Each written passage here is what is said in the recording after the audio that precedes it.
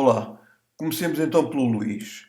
O Luís foi eleito presidente do Brasil em 2002, tendo exercido o cargo por 8 anos consecutivos.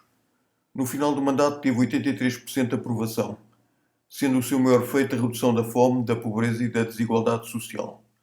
Mas também outros, como o maior acesso às universidades e a defesa da Amazónia. O seu partido, o PT, esteve mais 8 anos na presidência e governo, prefazendo 16 anos seguidos, portanto. Tanto tempo no poder é inevitável que tivesse levado à corrupção, porque o poder corrompe e o poder absoluto corrompe absolutamente. Em democracia não há poder absoluto, mas quase 20 anos seguidos no governo leva a essa ilusão e ao aproveitamento por parte de oportunistas sem escrúpulos. Quanto ao envolvimento direto do Luís em corrupção, o ter sido favorecido com dinheiro ou bens em troca de favores políticos, não gosto de afirmar ou negar sem ter conhecimento suficiente, e neste caso não o tenho.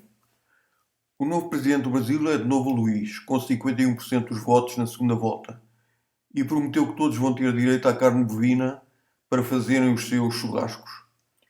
Num país que tem mais de 200 milhões de habitantes, imaginem o que isto não vai custar em termos de sofrimento a estes herbívoros, não só no abate, mas sobretudo nas condições deploráveis em que os humanos colocam os outros animais até serem abatidos.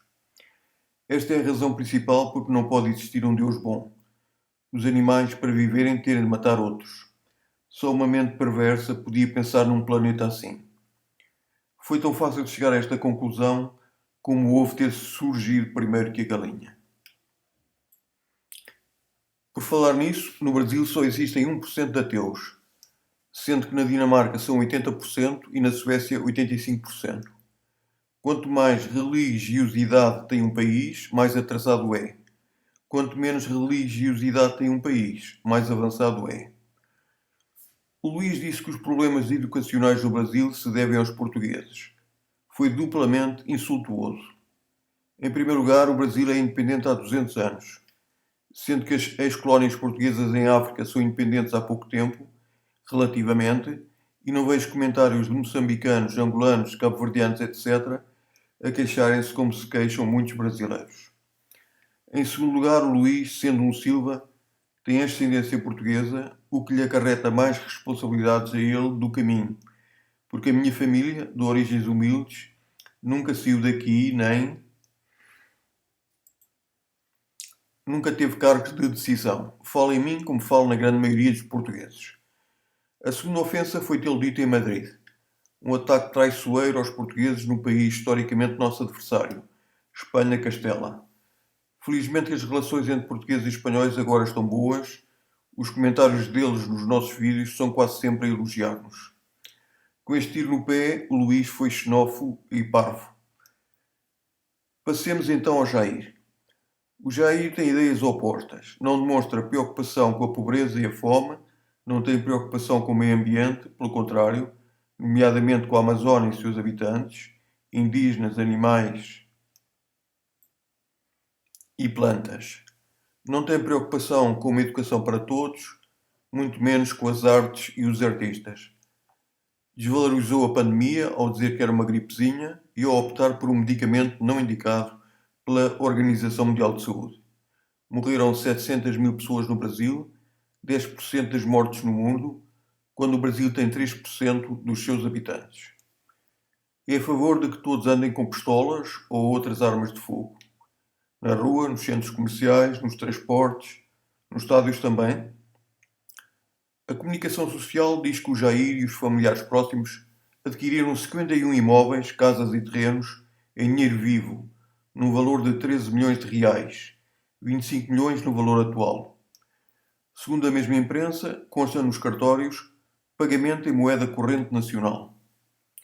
Até a mãe do Jair, na altura já com mais de 80 anos, teve 2 imóveis registados em seu nome, cujas compras foram feitas com notas.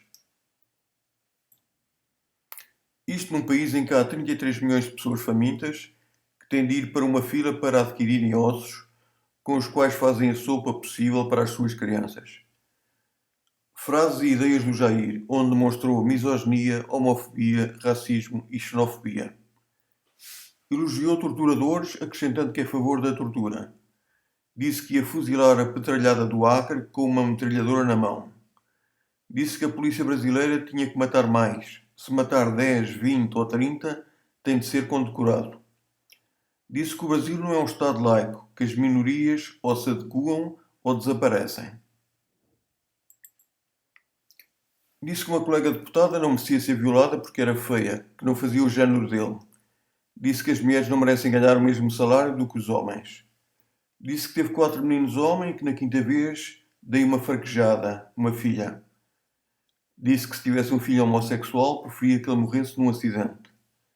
Disse que 90% dos meninos adotados por homossexuais vão ser prostitutos.